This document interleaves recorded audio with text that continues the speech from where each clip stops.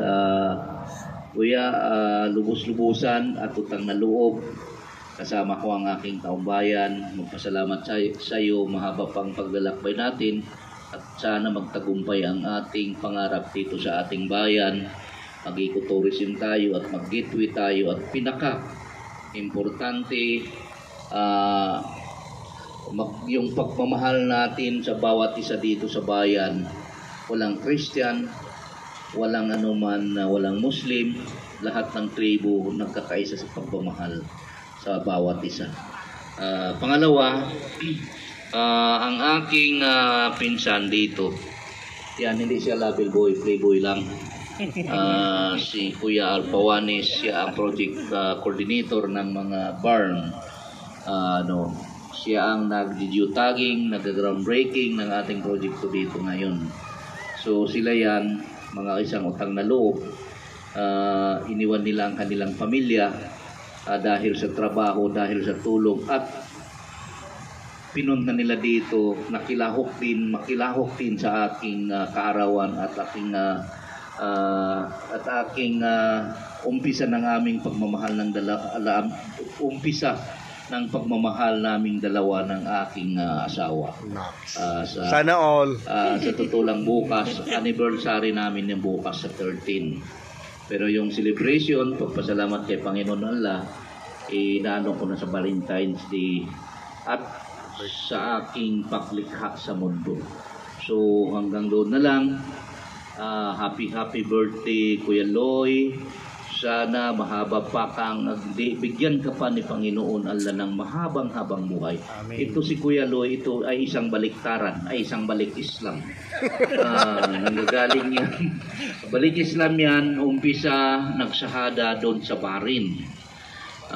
Pangalawa, pinasahada naman siya uli.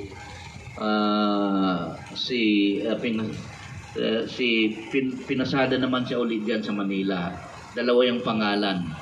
Isang pangalan niya, yung nakalimutan ng naalala ko lang, yung doon siya sa Bahrain, pinalit siya kay President Gaddafi. Pag doon sa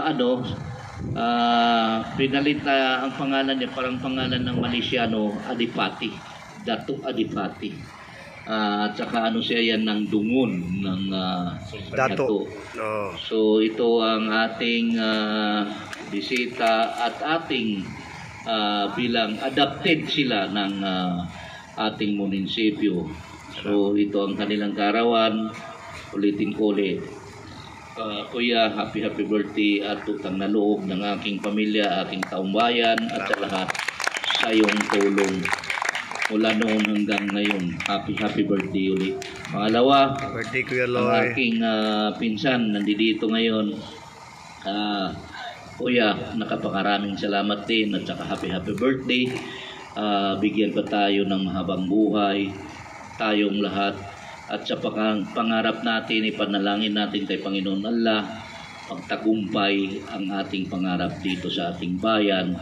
At pwede pa naman tayo mangarap, bawat isa sa mga asawa natin, magpaalam tayo kung pwede tayo magpangalawang asawa, pangatlong asawa, pero ang tawag, huwag isang, dalawang, tatlong asawa. Ang tawag natin doon, isa lang asawa natin. Isa lang sa Zamboanga, isa lang sa Manila, isa lang sa basta isa lang. Walang yun. Huwag natin isipin yung dalawang asawa ko, tatlong asawa ko, isa lang, basta isa lang. Pero ako wala ko doon. Kung mayroon yan, mga laruan lang. So, happy birthday uli, both of you, Kuya. Salamat sa lahat. Thank you. Thank you. Okay, thank you so much.